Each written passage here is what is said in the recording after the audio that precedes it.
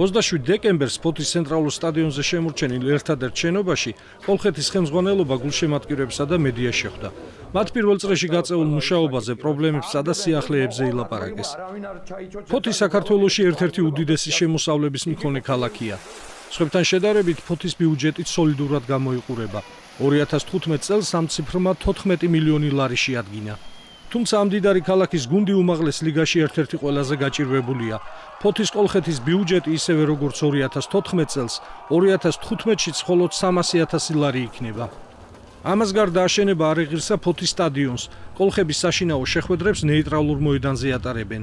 2014 წელი მაინც შეიძლება დადებითად ჩაითვალოს, იმიტომ რომ 2014 წელს ჩვენ გადმოვედით უმაღლეს ლიგაში.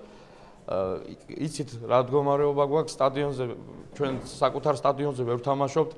ძალიან მცირე ბიუჯეტიანი კლუბი ვართ და აქედან გამომდინარე დადებითად შევაფასეთ თლიანი წელი და ფიქრობთ რომ აუცილებლად გვექნება საუბარი ქალაქის ხელმძღვანელობასთან შეპირებული არიან რომ მომავალ წელს ის თანხა რაც არის გამოყოფილი 300,000 კიდევ გაიზარდოს და დაგვეხმაროთ და ერთად დგომით ერთად ყოფნით ალბათ მომავალ სეზონზე ვიფიქრებთ კოლხეთის უკვე ევროსაგზურებისთვის რომ იბრძოლოს ისეთი გუნდის შექმნაზე. ამასობაში სტადიონიც დაგვეწევა და იმედიანად ვართ განწყობილი და მომავალი ალბათ უკეთესი იქნება ამ საუკუნოვანი გუნდისთვის. თუ ფეხბურთელით არ გავძლიერდით 3-4 ფეხბურთელი და ის კონტინგენტი რაც დარჩა გუნდში ვერ შევინარჩუნეთ, ალბათ ფოთის კოლხეთს ძალიან გაუჭირდება უმაღლეს ლიგაში დარჩენა და მე იმედი მაქვს ქალაქის ხელმძღვანელობის რომ იმის უფლებას მაინც მოგცემს რომ ეს თანხა ათვისებული იქნეს მაისის ბოლომდე რომ გუნდი რეალურად არ გავარდეს და გუნდმა რეალურად იბრძოლოს უმაღლეს ლიგაში ადგილის შესანარჩუნებლად.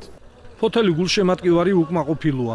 ისინი გუნდის ნორმალურ დაფინანსებასა და სტადიონის მშენებლობას ითხოვენ. ჩვენ სტადიონზე არ უნდა ვიყოთ, არ უნდა უყუროთ ჩვენ ფეხბურთელებს, ბევრს უნდა სურს წამოსვლა ქალაქში.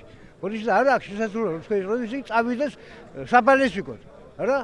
აი ჩვენ რო გქონდეს ეს ჩვენი სტადიონი, რა, ეს ყველა მოვა, ყველა უყურებს. უმაღლეს ლიგაში 300,000-ით გუნდი შენახვა, მე მგონი ძალიან ძლიერ და დამეთანხმება ფოთელი გულშემატკივრები.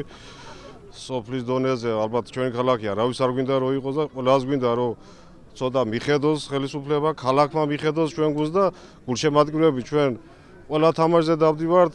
ვალეშიგოთ ჩვენ გუნდს გულშემატკივრობ და გვინდა დახმარება ქალაქის ამბიჭებს როგორმე ეს სეზონი მაინც ჩავამთავროთ ისე როგორც ეკადრება ფოთის ფეხბურთს და მე ალბათ იმედი მაქვს რომ ადგილობრივი ხელისუფლება გამონახავს ძალებს და დაუდგება ფოთის ფეხბურთს ფოთის კოლხეთს გვერდში 300,000 64 კაცი უნდა შეინახოს მისი საშტატო ერთეულით კომუნალური გადასახდები ყველაფერი ამბავი რატო არ შეუწევენ იმდენი ფირმებია ფოთში იმდენი ფირმებია ნუ თუ არ შეიძლება თითო ფირმამ რაღაც თანხა გამოყოს რომელიც გუნდი დააყენონ ფეხზე გუნდის გენერალური დირექტორი იმედს მაინც არ კარგავს.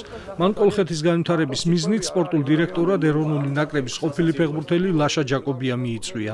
ბევრ კლუბში მითამაშია და ყოჩაღ ამბიჭებს რომ ესეთ პირობებში მაინც შეძლეს და ძალიან კარგად ითამაშეს და ძალიან მინდა რომ ამ ჩემი კავშირებით ევროპულ სააგენტოსთან დავეხმარო და მოვიზიდო ნიჭიერი ფეხბურთელი რომელსაც მივსვეს შანსი რომ ითამაშონ უმაღლეს ლიგაში შემდეგ რა თქმა უნდა პერსპექტივა იქნება ეს ბიჭები აღმოჩნდნენ ევროპის რომელიმე გუნდში.